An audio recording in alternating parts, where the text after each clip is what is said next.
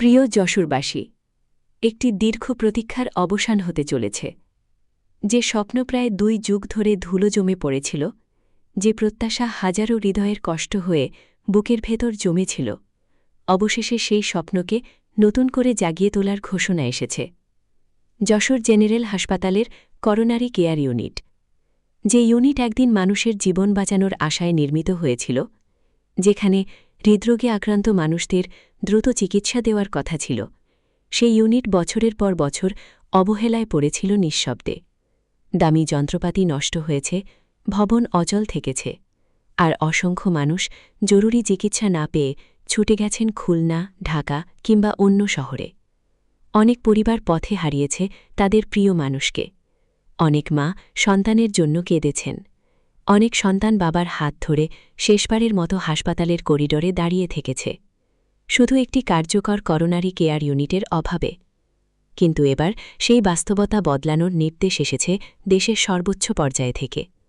বৃহস্পতিবার বাংলাদেশ সচিবালয়ে যশোর 3 আসনের সংসদ সদস্য এবং বিদ্যুৎ জ্বালানি ও খনিজ সম্পদ প্রতিবন্ধী অনিন্দ ইসলাম অমিত যশোরবাসীর বহুদিনের দাবি ও নির্বাচনী প্রতিশ্রুতির কথা আবারও তুলে ধরেন। তিনি স্পষ্টভাবে বলেন, যশোরের মানুষ আর অবহেলার শিকার হতে পারে না। যশোরবাসী আধুনিক হৃদরোগ চিকিৎসার অধিকার রাখে।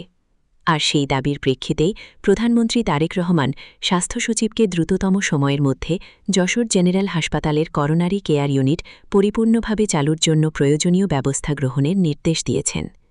এই ঘোষণা শুধু একটি প্রশাসনিক সিদ্ধান্ত নয়, এটি হাজারো মানুষের জীবনের সঙ্গে জড়িয়ে থাকা এক আবেগের নাম।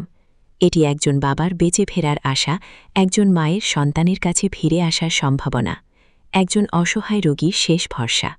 1999 সালে বিএনপি সরকারের সময় প্রধানমন্ত্রী বেগম খালেদা জিয়ার উদ্যোগে যশোরে এই ইউনিট স্থাপনের কাজ শুরু হয়েছিল। ভবন হয়েছিল, যন্ত্রপাতি এসেছিল, স্বপ্নও জেগেছিল। কিন্তু সরকার পরিবর্তনের পর সেই স্বপ্ন থেমে যায়। দীর্ঘ 19 বছর ধরে কোটি কোটি টাকার যন্ত্রপাতি অব্যবহৃত অবস্থায় পড়ে থেকে নষ্ট হয়েছে। এ যেন শুধু যন্ত্রপাতির ক্ষয় নয়, মানুষের আশা ভরসারও ক্ষয়। সংসদে দাঁড়িয়ে প্রতিবন্ধী অনিন্দ ইসলাম অমিত সেই বাস্তবতার কথাই তুলে ধরেছিলেন। তিনি বলেছিলেন, সরকারি অর্থের অপচয় আর দায়িত্বশীলদের অবহেলার কারণে যশোরবাসী দীর্ঘদিন জরুরি স্বাস্থ্যসেবা থেকে বঞ্চিত হয়েছে। আর এবার সেই অবহেলার ইতি টানার সময় এসেছে। যশোরের সিভিল সার্জন মাসুদ রানাও জানিয়েছেন, প্রধানমন্ত্রীর নির্দেশনার বিষয়টি তাদের জানানো হয়েছে এবং অফিসিয়াল কার্যক্রম শুরু করার নির্দেশ দেওয়া হয়েছে। স্বাস্থ্য মন্ত্রণালয়ের সঙ্গে যোগাযোগ করে প্রয়োজনীয় পদক্ষেপও নেওয়া হচ্ছে। আজ যশোরের মানুষ নতুন করে আশাবাদী, কারণ একটি চালু করোনারি কেয়ার ইউনিট মানে শুধু একটি হাসপাতালের উন্নয়ন নয়, এটি মানে জরুরি মুহূর্তে একটি জীবন বাঁচার সুযোগ। এটি মানে আরেকটি পরিবারকে কান্না থেকে ফিরে আনার সম্ভাবনা। এটি মানে যশোরবাসীর বহু বছরের বঞ্চনার অবসান। যশোর অপেক্ষা করছে একটি সচল, আধুনিক, পূর্ণাঙ্গ করোনারি কেয়ার ইউনিটের জন্য, যেখানে হৃদরোগে আক্রান্ত মানুষ চিকিৎসা পাবে নিজের শহরেই, যেখানে আর সময়ের অভাবে পথে হারিয়ে যাবে না কোনো প্রাণ। এই উদ্যোগ সফল হোক, যশোরবাসীর দীর্ঘদিনের কষ্টের অবসান হোক, আর মানুষের জীবনের চেয়ে বড় অগ্রাধিকার যেন আর কিছু না হয়।